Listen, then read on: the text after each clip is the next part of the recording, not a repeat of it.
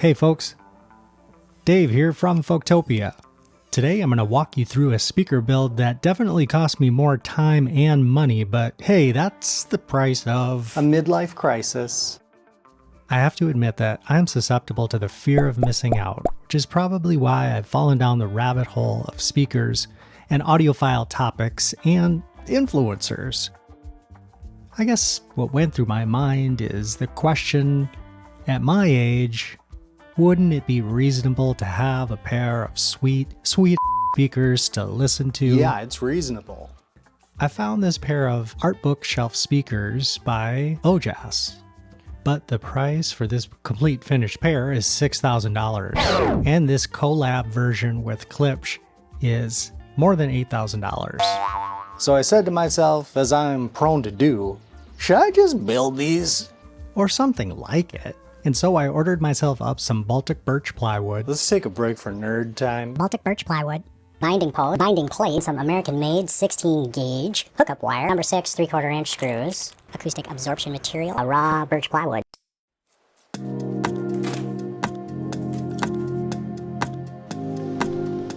And I settled on this 8-inch full-range driver from Common Sense Audio. It's called the Audio Nirvana 8-inch Ferrite.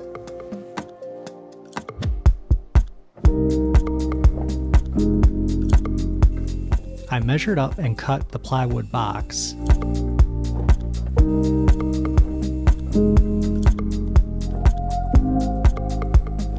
And I used my brand new Shaper Origin to cut the hole for the driver and the base port.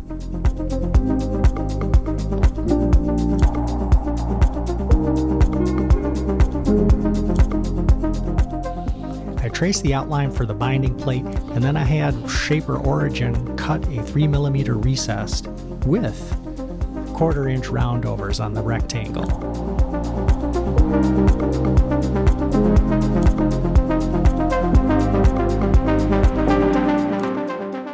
I used domino joinery and glue to construct the cabinet.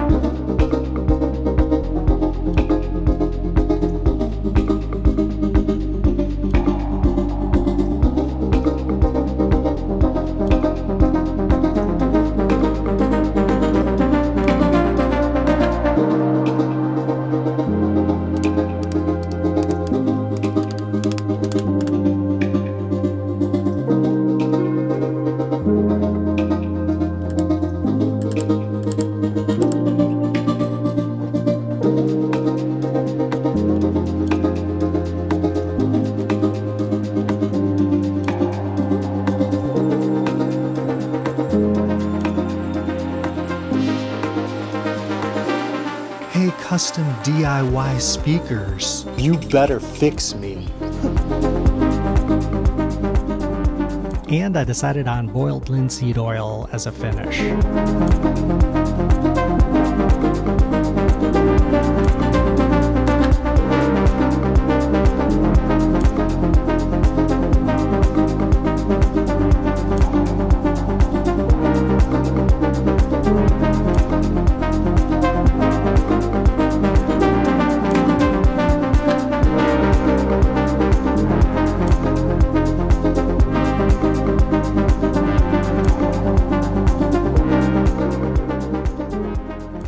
Mounted the binding posts, pre-drilled some holes for the driver, connected my hookup wire,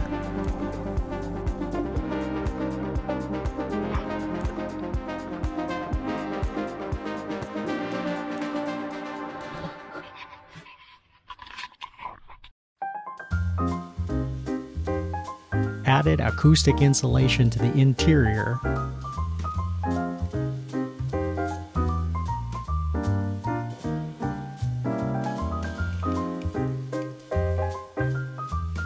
mounted the driver,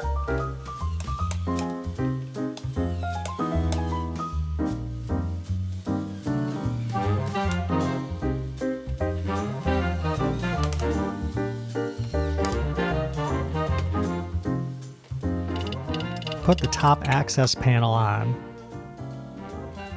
which took a little persuasion. Oh, and one interesting story with the shaper origin. I made a mistake cutting my domino joinery and thought that I would have to buy another sheet of plywood, which is kind of expensive. But I was able to use the shaper origin to create some custom dominoes out of the same Baltic birch plywood. I cut those out of the plywood, and then I glued and tapped them into the mortises that I had mistakenly cut.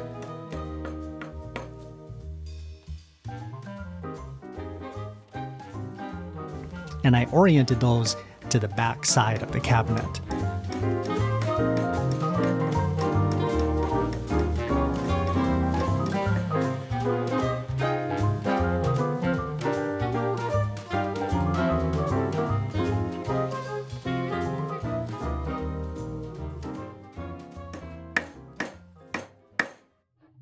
What's kind of frustrating about going down the audiophile rabbit hole is that most people won't share what their speakers sound like, and I get it.